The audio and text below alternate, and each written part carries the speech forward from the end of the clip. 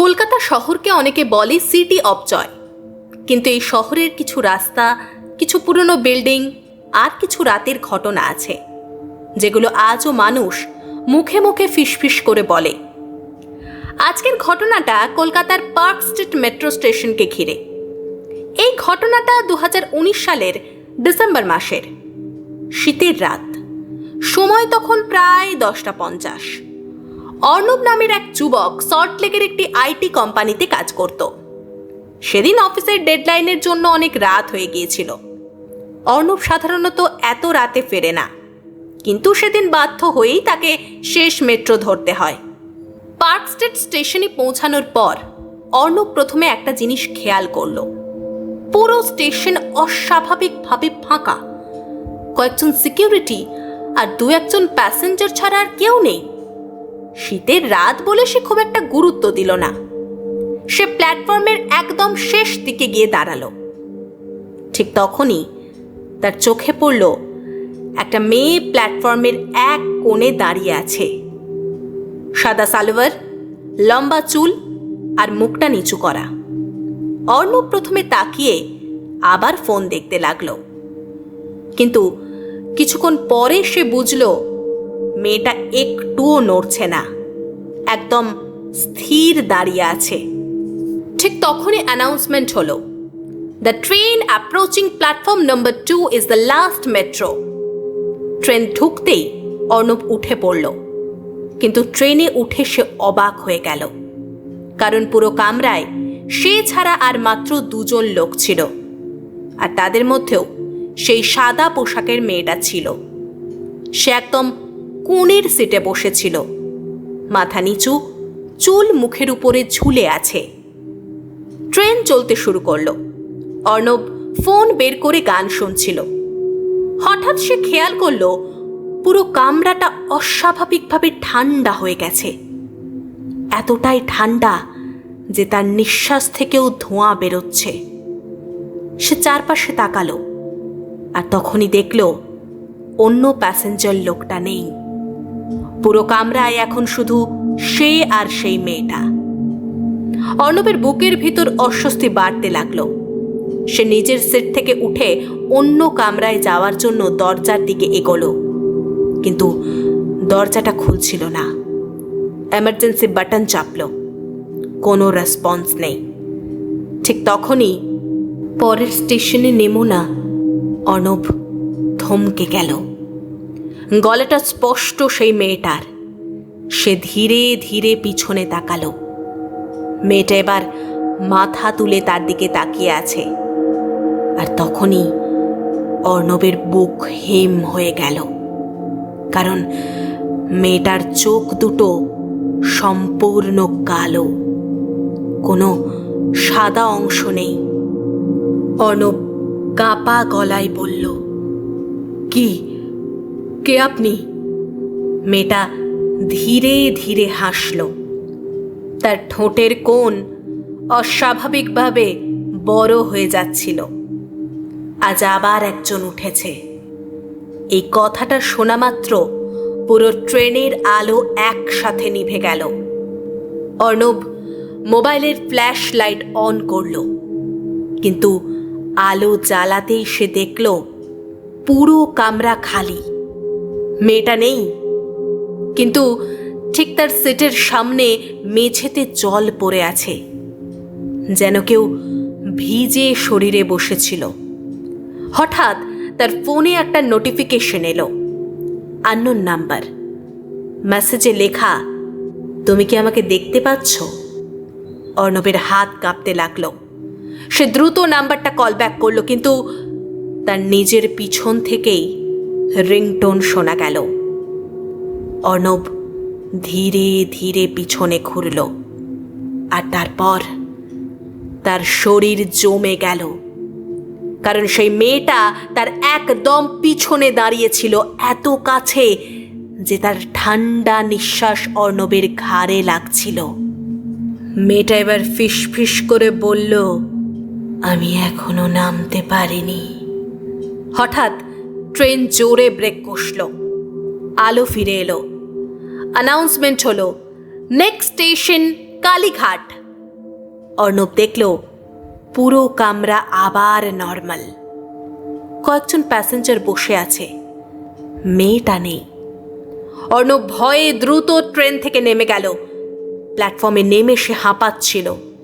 ঠিক তখনই এক বৃদ্ধ সিকিউরিটি গার্ড তার কাছে এসে বলল, আপনি ঠিক আছেন তো?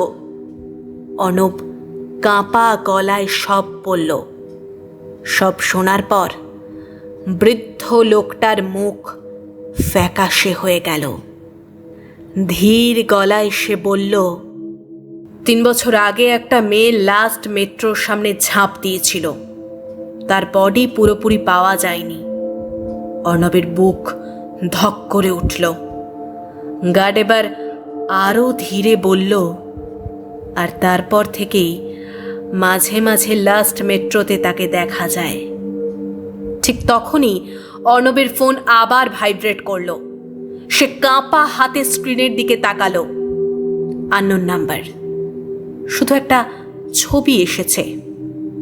ছবিটা দেখে অর্ণবের শরীর ঠান্ডা হয়ে গেল, কারণ ছবিটা ছিল এই মাত্র তোলা। আর ছবির মধ্যে অর্ণব দাঁড়িয়ে আছে প্ল্যাটফর্মে। তার ঠিক পেছনে সেই মেয়েটা দাঁড়িয়ে হাসছে। ছবিটা দেখার পর অর্ণবের হাত কাঁপতে শুরু করলো। সে তাড়াতাড়ি পিছনে ঘুরে তাকালো, কিন্তু প্ল্যাটফর্মে তখন কেউ নেই। শুধু দূরে কয়েকজন প্যাসেঞ্জার হাঁটছিল। তবুও তার মনে হচ্ছিল কেউ একজন ঠিক তার কাছেই দাঁড়িয়ে আছে, তার দিকে তাকিয়ে। অর্ণব দ্রুত স্টেশন থেকে বেরিয়ে ট্যাক্সি ধরে বাড়ি ফিরল। কিন্তু সেদিন রাতটা ছিল তার জীবনের সবচেয়ে ভয়ঙ্কর রাত। রাত তখন 2:17। অর্ণব হঠাৎ ঘুম ভেঙে উঠে বসল, কারণ সে স্পষ্ট শুনতে পেল তার ঘরের বাইরে কেউ হাঁটছে। ধীরে ধীরে, টেনে টেনে পা ফেলার শব্দ। প্রথমে সে ভাবল হয়তো পাশের ফ্ল্যাটের কেউ, কিন্তু কিছুক্ষণ পরে সে বুঝল শব্দটা তার ড্রয়িং রুমের ভিতর থেকেই আসছে। অর্ণব বিছানা থেকে উঠে দরজার কাছে গেল। তার বুকের ভিতর তখন জোরে ধুকপুক করছে। ধীরে ধীরে দরজাটা খুলতেই পুরো ঘর অন্ধকার। কিন্তু একটা জিনিস সে সঙ্গে সঙ্গে খেয়াল করল, মেঝেটা ভিজে, যেন কেউ ভিজে পায়ে পুরো ঘরে হাঁটাহাঁটি করেছে। অর্ণব চমকে উঠল। সে দ্রুত কিচেনের দিকে গেল, আর সেখানে গিয়ে যা দেখল তার শরীর ঠান্ডা হয়ে গেল। কিচেনের মেঝেতে একটা গ্লাস পড়ে ভেঙে আছে, আর তার পাশেই দাঁড়িয়ে আছে সেই মেয়েটা। সাদা পোশাক, ভেজা চুল, মুখ নিচু। অর্ণব চিৎকার করে পিছিয়ে গেল, কিন্তু মেয়েটা একটুও নড়ল না। ধীরে ধীরে সে মাথা তুলল, আর এবার অর্ণব প্রথমবার পরিষ্কারভাবে তার মুখটা দেখতে পেল। মুখের এক পাশ থেঁতলে গেছে, চোখের নিচে কালো দাগ, ঠোঁট ফেটে রক্ত জমে আছে, যেন কোনো ভয়ঙ্কর অ্যাক্সিডেন্টে তার মৃত্যু হয়েছিল। মেয়েটা ফিস ফিস করে বলে, ওরা আমায় ঠেলে ফেলেছিল। এই কথাটা বলেই মেয়েটা হঠাৎ অদৃশ্য হয়ে গেল। ঠিক তখনই পুরো বাড়ির লাইট নিভে গেল। অর্ণব কোনো রকমে মোবাইলের ফ্ল্যাশ লাইট জ্বালালো। তারপর সে দেখল দেওয়ালে জল দিয়ে লেখা পার্ক স্ট্রিট 11:43 PM। পরদিন সকাল অর্ণব অফিসে না গিয়ে সরাসরি পার্ক স্ট্রিট থানায় গেল। সে পুলিশের কাছে পুরো ঘটনাটা বলল। প্রথমে কেউ বিশ্বাস করছিল না, কিন্তু একজন বয়স্ক অফিসার চুপচাপ সব শুনছিলেন।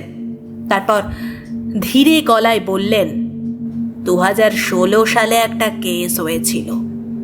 অর্ণব চুপ করে শুনতে লাগল।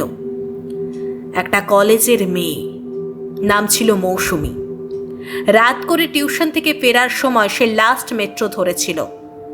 পরদিন সকালে তার বডি পাওয়া যায় টানেলের ভিতরে।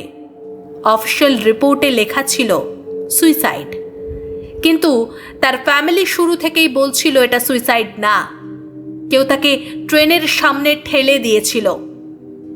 অফিসের ড্রয়ার থেকে একটা পুরনো ফাইল বের করলেন। তার ভিতরে থাকা ছবিটা দেখেই অর্ণবের বুক কেঁপে উঠল, কারণ ছবির মেয়েটা ঠিক সেই একই মেয়ে। অফিসার ধীরে বললেন, সবচেয়ে অদ্ভুত ব্যাপার জানেন, মেয়েটার ফোন আজও পাওয়া যায়নি। ঠিক তখনই অর্ণবের ফোন ভাইব্রেট করল, আননোন নাম্বার। এইবার একটা অডিও ফাইল এসেছে। হাত কাঁপতে কাঁপতে সে অডিও প্লে করল।